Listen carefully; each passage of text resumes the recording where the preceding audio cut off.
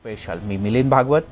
बातमीपत्राच्या सुरुवातीला बातमी बेस्ट बस कर्मचाऱ्यांच्या ताणल्या गेलेल्या संपाची। मुंबईतल्या छोट्याशा समस्येची सुद्धा बातमी आली तरी बाळासाहेब स्वतः त्याची दखल घेत संबंधितांना जाब विचारत, पण गेल्या 7 दिवसांपासून मुंबईमध्ये बेस्टच्या कर्मचाऱ्यांचा संप सुरू असून त्यावर तोडगा काढण्यात सत्ताधारी शिवसेनेला आणि पक्षप्रमुख उद्धव ठाकरे यांना अपयश आलंय। एरवी करून दाखवलं असं छाती ठोकपणे सांगणाऱ्या शिवसेनेनं संपावर वेळेत तोडगा न काढून 7 दिवस मुंबईकरांचे हाल करून दाखवलेत। गेली 7 दिवस बेस्ट संपाची 7.5 सहन करणाऱ्या मुंबईकरांनो, तुमचा या मायानगरीत कोणी वाली नाही हे एव्हाना तुम्हाला कळलंच असेल। तुम्ही निवडून दिलेला नगरसेवक, महापौर, आमदार, खासदार कुणाचाही दूरपर्यंत संबंध नाही, तुमच्या हाल अपेष्टांशी देणं घेणं नाही हे त्यांनी कृतीतून दाखवून दिलंय। अशा वेळी तुमच्या आमच्या हातात उरतं ते फक्त फुकाचा राग व्यक्त करणं, पण फरक पडतोय कुणाला? रिक्षाचा भरपूर त्रास होतो, नाही नसते, लय तकलीफ होते, आता काय करणार? मुंबईकरांनी एकहाती सत्ता दिलेल्या शिवसेना पक्षप्रमुख उद्धव ठाकरेंना संपावर तोडगा काढता आलेला नाही, त्यामुळे विरोधकांनी शिवसेनेला झोडून काढलंय। उद्धव ठाकरेंनी आधी स्वतःच्या ताब्यातील बेस्ट व्यवस्थित चालवून दाखवावी, मग राज्याबाबत गप्पा माराव्यात। आधी गिरणी कामगारांचं वाटोळ केलं, आता बेस्टच्या कर्मचाऱ्यांना देशोधडीला लावण्याचं पाप करू नका, अशा शब्दात धनंजय मुंडे यांनी शिवसेनेवर कठोर शब्दात टीका केली आहे। स्वतःला मुंबई महापालिकेतले चौकीदार म्हणून घेणाऱ्या भाजपनेही झोपेचं सोंग घेतलंय। अडचणीत असलेल्या शिवसेनेला सांभाळून घेण्यासाठीच चौकीदारांनीही मुंबईकरांना वाऱ्यावर सोडलंय। म्हणूनच एरवी उडसूट उणीदुणी काढणाऱ्यांचंही साधा एक ट्वीट टाकण्याचं धारिष्ट्य होत नाही, यातच सगळं आलं। और बीएसटी बंद होने के बाद में आज जो काम करने वाले लोग हैं मुंबई में, यातायात करने वाले लोग हैं, सबके जनजीवन को बड़ा मुश्किल में शिवसेना की वजह से आज आ गई है, और इसके लिए शिवसेना जिम्मेदार है, भाजपा भी उतनी जिम्मेदार है। एका बाजूला महापालिका प्रशासन कर्मचाऱ्यांसमोर झुकायला तयार नाही, तर बेस्टच्या कर्मचाऱ्यांची पोटासाठी आरपारची लढाई सुरू आहे। जे आज आमची मागणी फक्त विलीनीकरण व्हावा बीएमसी मध्ये, हे आमचं महत्त्वाचं आहे। अजून कुठला तोडगा निघाला नाही किंवा कुठल्या युनियनने, सत्ताधारी युनियनने अजून काही हस्तक्षेप केला नाही, तर त्याचा मजाक उडवतात ते। मुंबईकरांच्या लाईफलाईनचा भाग असलेली बेस्ट 7 दिवसांपासून निश्चित पडून आहे, पण तिच्यात प्राण फुंकण्यात अपयशी ठरलेले राज्यकर्ते कोर्टाच्या भरवशावर दिवस ढकलतायत। तेव्हा मुंबईकरांनो, उद्या परवा संप मिटेल तेव्हा सगळे भोग विसरून तयार रहा। चौकात चौकात उभ्या राहणाऱ्या संप सोडून दाखवल्याच्या भंपक बॅनरबाजीसाठी।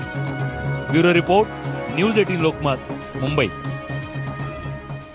तिकडे बेस्ट कर्मचाऱ्यांच्या संपाला पाठिंबा देत मनसेचे कार्यकर्ते रस्त्यावर उतरले। त्यांनी मुंबईत सुरू असलेलं कोस्टल रोड आणि मेट्रोचं काम थांबवण्याचा प्रयत्न केला।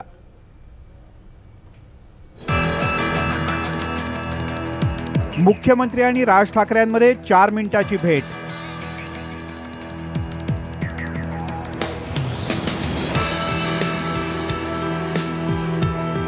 एकीकडे बेस्टचा संप 7व्या दिवसात पोहोचलेला असताना मनसेचे अध्यक्ष राज ठाकरे मुख्यमंत्र्यांच्या वर्षा बंगल्यावर पोहोचले, पण त्यांची ही भेट अवघ्या 4च मिनिटांची होती, मुलगा अमितच्या लग्नाची पत्रिका देण्यासाठी। या 4 मिनिटात या दोघांमध्ये बेस्टवर काय चर्चा झाली हा संशोधनाचा विषय आहे। दुसरीकडे मनसेचे कार्यकर्ते रस्त्यावर उतरले होते। उद्धव ठाकरे आणि मुख्यमंत्र्यांना थेट आव्हान देण्यासाठी कोस्टल रोड आणि मेट्रो 3ला मनसेनं लक्ष केलं। वरळी पाठोपाठ प्रियदर्शनी पार्क परिसरातल्या कोस्टल रोडच्या कार्यालयावर धडक देत मनसे कार्यकर्त्यांनी काम बंद पाडण्याचा प्रयत्न केला। सोबतच गिरगावात मेट्रो 3चं कामही बंद पाडलं आणि सायन पनवेल हायवेवर महापालिकेच्या बसही अडवल्या।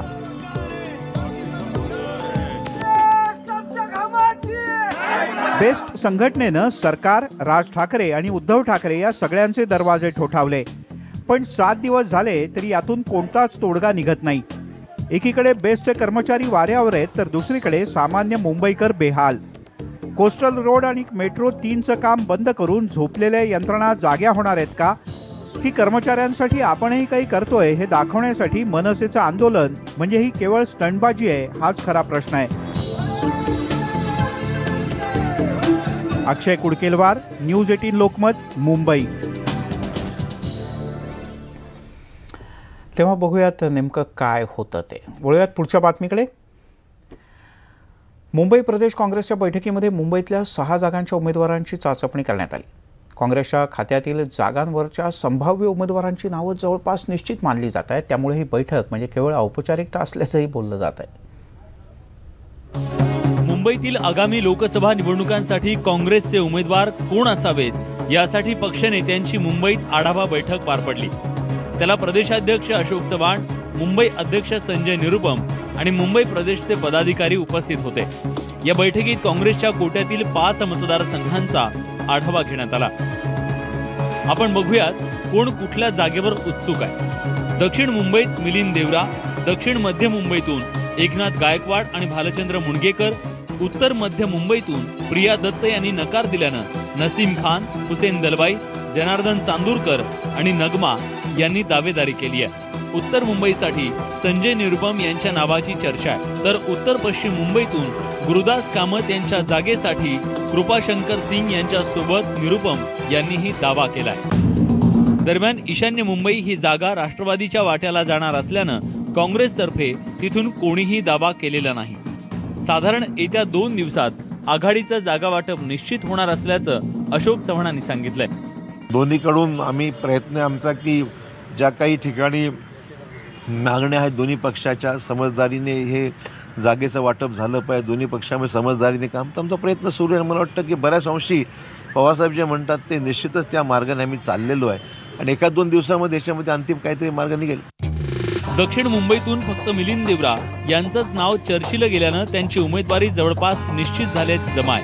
पण गुरुदास कामत यांच्या मतदारसंघावर निरुपम आणि कृपाशंकर या दोघांनी दावा ठोकल्यानं पक्षश्रेष्ठी नेमकी कोणाला संधी देणार हे पाहावं लागणार आहे. तसंच प्रिया दत्त यांच्या जागी कोणाला संधी मिळतेय हे पाहणंही रंजक ठरणार आहे. व्हिडिओ जर्नलिस्ट गणेश काळेसह प्रफुल्ल साळुंखे, न्यूज 18 लोकमत, मुंबई.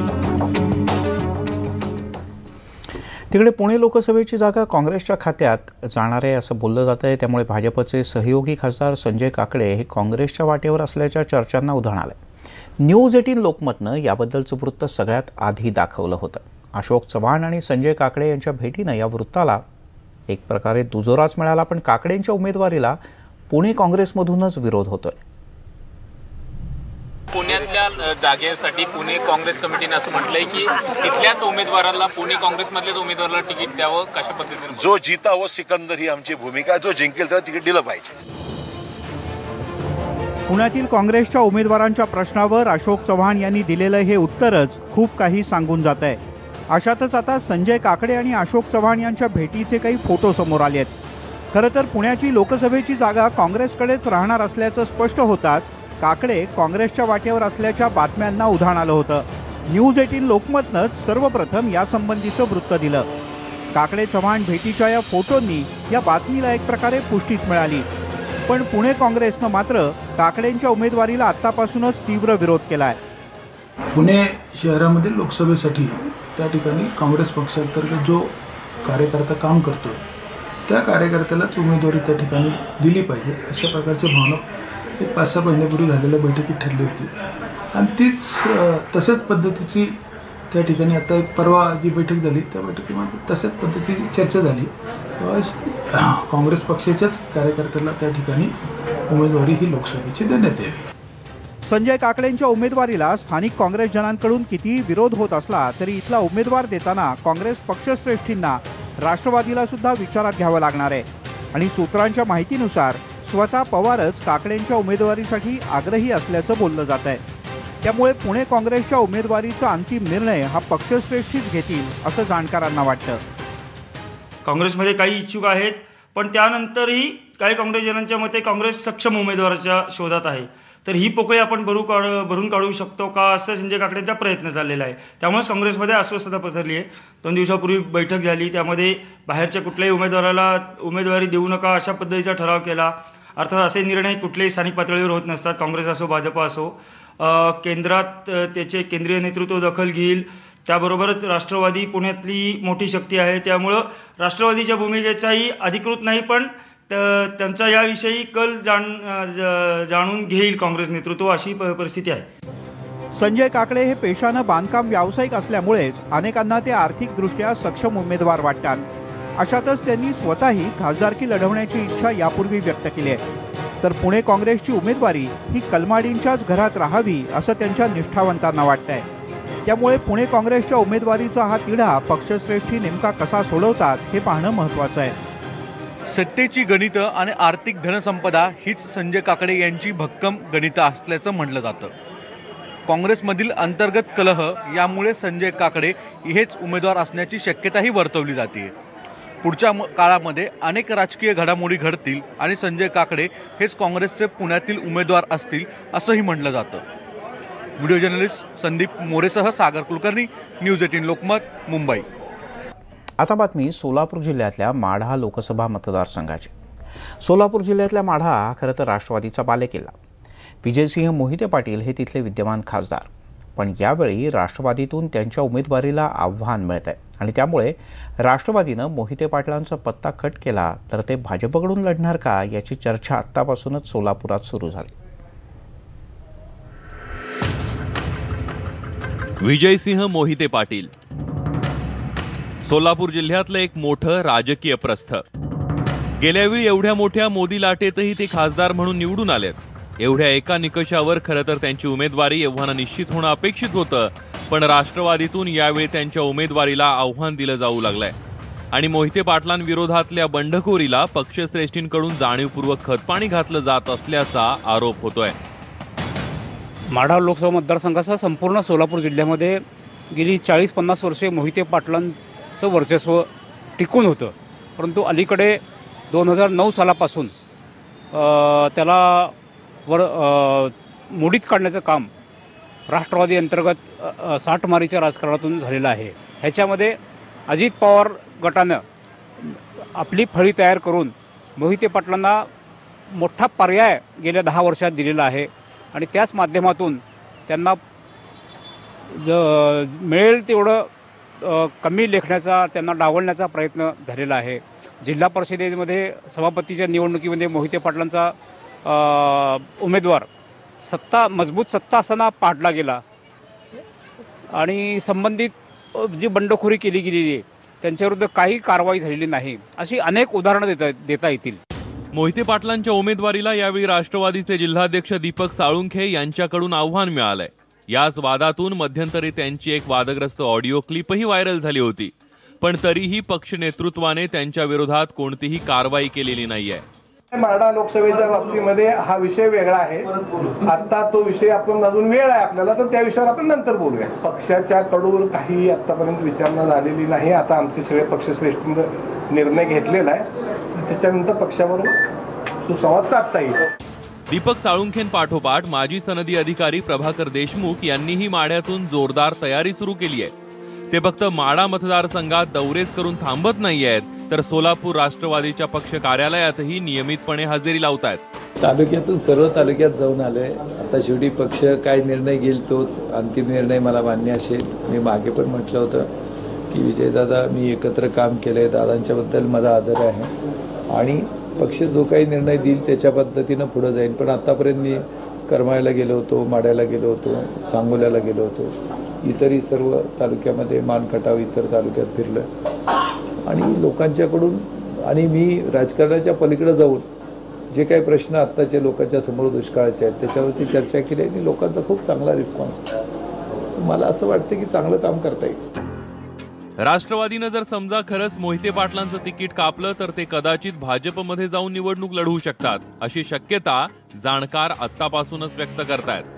ह्याच्यात जर मोहिते पाटलांना डावललं तर माढा लोकसभा मतदारसंघातलं राजकारण पूर्णतः बदललं जाईल आणि त्याची समीकरणं पण तुम्हाला वेगळीच पाहायला मिळतील. कदाचित मोहिते पाटील राष्ट्रवादीमध्ये कितपत राहतील याची सुद्धा आपल्याला शंका वाटेल.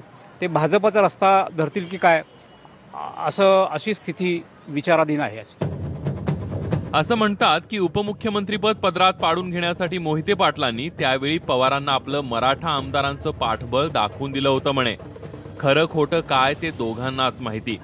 पण तेव्हापासूनच खऱ्या अर्थानं मोहिते पाटील गटाचं खच्चीकरण सुरू होऊन त्यांच्या विरोधकांना पद्धतशीर पाठबळ मिळत गेलं आणि त्याचीच परिणिती पंढरपुरातील मोहिते पाटलांच्या पराभवात दिसून आली. पण त्यानंतरही मोहिते पाटलांनी मोठा संयम राखत राष्ट्रवादीतच राहणं पसंत केलं आणि पुढे जाऊन माढ्याची खासदारकीही मिळवली. पण आता पुन्हा राष्ट्रवादीतूनच मोहिते पाटलांसमोर आव्हान उभं केलं जाऊ लागलंय. त्यामुळे माढ्याच्या उमेदवारीचा तिढा थोरले पवार नेमका कसा सोडवतात हे पाहणं मोठं औत्सुक्याचं ठरणार आहे. अनिल कांबळेसह सागर सुरवसे, न्यूज 18 लोकमत, सोलापूर. कर्नाटकमध्ये जेडीएस आणि काँग्रेस सरकारवर धोक्याची घंटा वाजू लागली. ऑपरेशन लोटस सध्या कर्नाटकात जोरात सुरू आहे अशी चर्चा आहे. आणखी या ऑपरेशन लोटसचा एक केंद्रबिंदू आहे आपल्याकडे मुंबईत. पाहूयात. कर्नाटकमधलं काँग्रेस जेडीएस सरकार संकटात आल्याच्या चर्चेनं कर्नाटकात राजकीय हालचालींना वेग आलाय. कर्नाटकात भाजप पुन्हा ऑपरेशन लोटस राबवत असल्याचा आरोप काँग्रेसचे कर्नाटकचे कॅबिनेट मंत्री डी शिवकुमार यांनी केलाय. यासाठी काँग्रेसचे 3 आमदार भाजपने मुंबईत एका हॉटेलात ठेवले असल्याचं त्यांनी म्हटलंय. या आमदारांना पैशाचं आमिष दाखवलं जात असल्याचा आरोपही शिवकुमार यांनी केलाय. तर दुसरीकडे कर्नाटकचे मुख्यमंत्री HD कुमारस्वामी यांनी काँग्रेसचे हे 3 आमदार त्यांच्या संपर्कात असल्याचं म्हटलंय. ते मला पूर्वकल्पना देऊनच मुंबईला गेल्याचं कुमारस्वामी यांनी म्हटलंय. माझ्या सरकारला कुठलाही धोका नाही, पण भाजप सगळ्या आमदारांना संपर्क करतंय हे मला माहिती आहे. ते काय ऑफर करतायत ह्याची आपल्याला कल्पना आहे, पण तरीही माझं सरकार मी सांभाळू शकतो. दरम्यान भाजपचे माजी मुख्यमंत्री येडियुरप्पा मात्र सर्व आमदारांसह दिल्लीत जाऊन बसलेत. पण काँग्रेस जेडीएसचे सरकार पाडण्याचा आमचा कोणताही इरादा नसून काँग्रेसचे आमदार गायब होण्याशीही आमचा काहीही संबंध नाही असा खुलासाही येडियुरप्पा यांनी माध्यमांशी केला आहे. Kumaraswamy is telling repeatedly even today that BJP is trying its level best to get some MLAs from Congress and JDS. There is no truth at all. Because Kumaraswamy himself is trying his level best to contact our MLAs by offering ministership and also money. That's why 104 MLAs we are together here only. So unnecessarily Kumaraswamy creating problem and we are not all interested in forming the government at all. आता एक नजर कर्नाटकातील सध्याच्या पक्षीय बलाबलावर टाकूयात. कर्नाटक विधानसभा 2018, एकूण जागा 222. Congress JDS 116, Bhajap 104, अपक्ष 2, बसपा 1. यापैकी 2 अपक्ष आणि बसपाच्या एका आमदाराने कुमारस्वामी सरकारला यापूर्वी पाठिंबा दिलेला आहे. त्या जोरावरच कर्नाटक सरकारचं संख्याबळ 119 वर पोहोचलंय. मात्र मंत्रिपदावरून काढल्यानं 2 आमदार नाराज असल्याची चर्चा आहे. अशातच भाजपनं त्यांचे सर्व आमदार दिल्लीत नेऊन ठेवल्यानं कुमारस्वामी सरकारची धाकधूक वाढली आहे. Bureau report, news 18 Lokmat, Mumbai. पुढच्या काही दिवसात कळेलच नेमकं काय होतंय ते. यासोबतच या बुलेटिनमध्ये इथेच थांबूया.